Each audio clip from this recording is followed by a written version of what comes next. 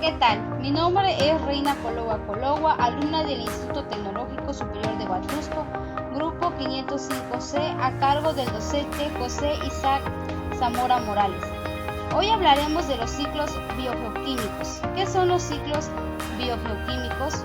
Son procesos naturales que reciclan elementos en diferentes formas químicas, desde el medio ambiente hacia los organismos y luego a la inversa.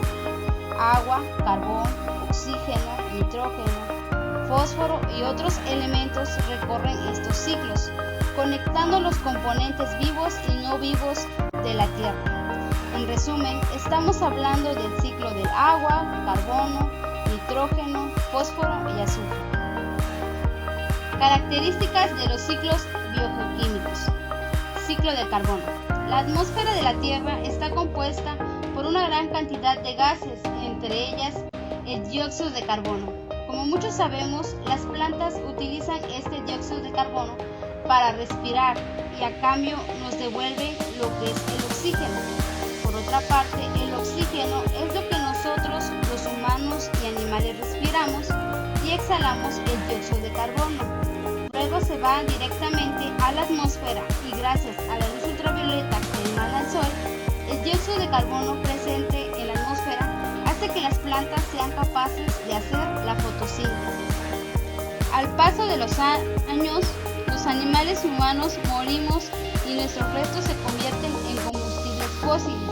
Este compuesto es utilizado por industrias como fuente de energía para hacer que los objetos funcionen entre ellos. Se encuentran los carros y las fábricas. Lamentablemente, el uso en grandes cantidades de este ha contaminado la atmósfera de varios compuestos del carbono, los cuales son peligrosos para todo animal. Como la lluvia tiene contacto directo con la atmósfera, significa que tiene consigo misma compuestos de carbono. La lluvia cae sobre los ríos, mares, lagos.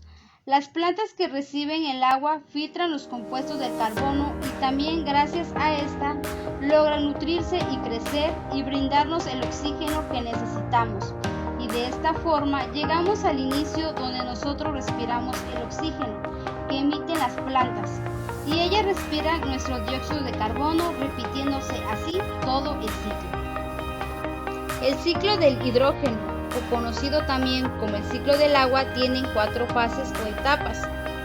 Son precipitación, condensación, recolección, evaporación. Veamos de qué trata cada una. En la etapa de evaporación, el sol calienta el agua y la convierte en vapor, es decir, en estado gaseoso, lo cual provoca que suba a la atmósfera. También de las plantas surge vapor, pero a esto se le llama transpiración. La fase de condensación ocurre cuando el vapor de agua sube a la atmósfera, se enfría formando nubes cargadas de agua. La precipitación es la fase en donde el agua acumulada en las nubes cae del cielo en forma de lluvia, nieve, granizo, dependiendo del clima de la región. La etapa de recolección ocurre cuando el agua cae al suelo y abastece los mantos acuíferos, ríos y lagos.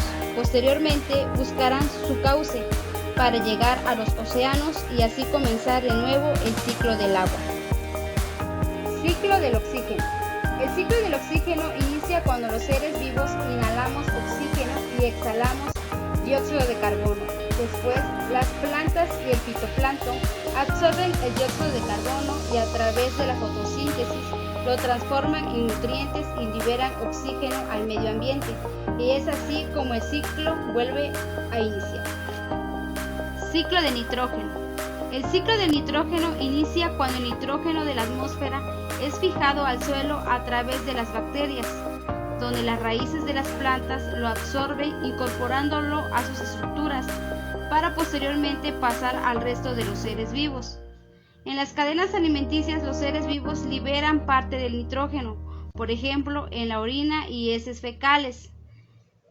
Cuando estos organismos mueren, hongos y bacterias reincorporan el nitrógeno de sus restos al medio ambiente, una parte de los desechos al suelo y otra parte a la atmósfera, donde el ciclo inicia. El ciclo del azufre.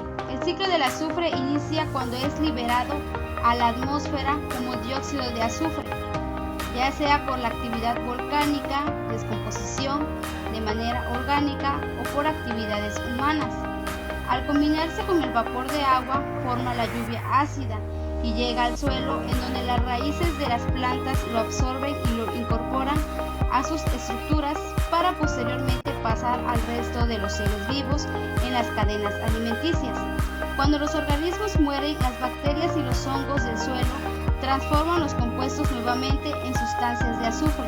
Una parte se incorpora en la atmósfera y la otra pasa al suelo, en donde las raíces de las plantas los absorben y vuelven a iniciar el ciclo.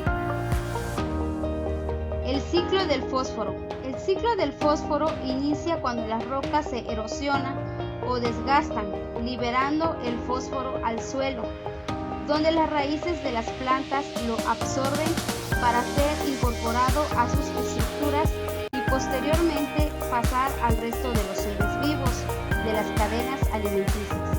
Los seres vivos liberan parte del fósforo en la orina y heces fecales.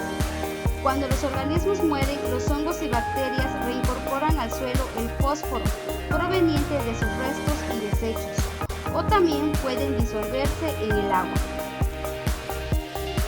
Y es así como presentamos las características de los ciclos biogeoquímicos.